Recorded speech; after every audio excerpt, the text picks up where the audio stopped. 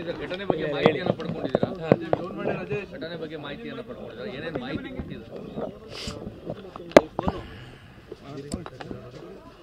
Okay. ಈ Udayagiri police station ಮೇಲೆ ನಿನ್ನೆ ಸುಮಾರು 6ರಿಂದ 7 ಗಂಟೆಯಲ್ಲಿ ಸುಮಾರು 106 ಜನ ಮತಾಂಧರುಗಳು ನುಗ್ಗಿ ಸ್ಟೇಷನ್ನನ್ನು ಹಲ್ಲೆ ಮಾಡಬೇಕು, ಪೊಲೀಸರ ಮೇಲೆ ಹಲ್ಲೆ ಮಾಡಬೇಕು. ಯಾಕಂದರೆ ಅವ್ರಿಗೆ ಅಭ್ಯಾಸ, ಹಿಂದೆ ಹುಬ್ಳಿಯಲ್ಲಿ ಮಾಡಿದಂಥ ಘಟನೆಗಳು ಅವ್ರಿಗೆ ಚೆಂದ ಪರಿಚಯ ಇದೆ.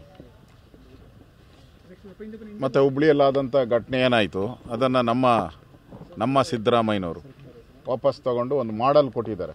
ನೀವು ಯಾವುದೇ ಸ್ಟೇಷನ್ ಹೊಡೆದಾಕಿ ನಿಮಗೇನು ಆಗಲ್ಲ, ಸುಮ್ಮನೆ FIR ಹಾಕ್ಸ್ಕೊಳ್ಳಿ, ಆಮೇಲೆ ನಾನು ಅದನ್ನು ಕ್ಯಾಬಿನೆಟ್ಗೆ ತಂದು ಅದನ್ನು ತೆಗೆದಾಕ್ತೀನಿ ಅನ್ನೋದು ಮೆಸೇಜ್ ಕೊಟ್ಟಿರೋದ್ರಿಂದ ಅವ್ರಿಗೂ ಧೈರ್ಯ.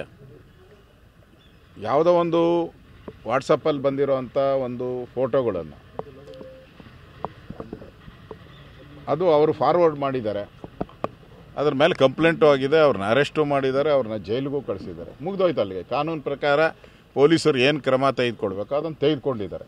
ಅಲ್ಲಿಗೆ ಪೊಲೀಸ್ ಇಲಾಖೆದು ಮುಗೀತು. ಇನ್ನೇನಿದ್ರು ಕೋರ್ಟ್ ತೀರ್ಮಾನ ಮಾಡಬೇಕು, ಕಾನೂನು ತೀರ್ಮಾನ ಮಾಡಬೇಕು. ಇನ್ನು ಪೊಲೀಸರ ಕೈಯಲ್ಲಿ ಏನೂ ಇಲ್ಲ. ಆದರೆ ಇಲ್ಲಿ ಪೊಲೀಸರ ಮೇಲೇ ಹಲ್ಲೆ, ಪೊಲೀಸರ ಮೇಲೇ ದೌರ್ಜನ್ಯ, ಪೊಲೀಸ್ ಸ್ಟೇಷನ್ ನುಗ್ಗುವಂಥದ್ದು ಮಾಡಿರೋವಂಥದ್ದು ಇದು ಅಕ್ಷಮ್ಯ ಅಪರಾಧ.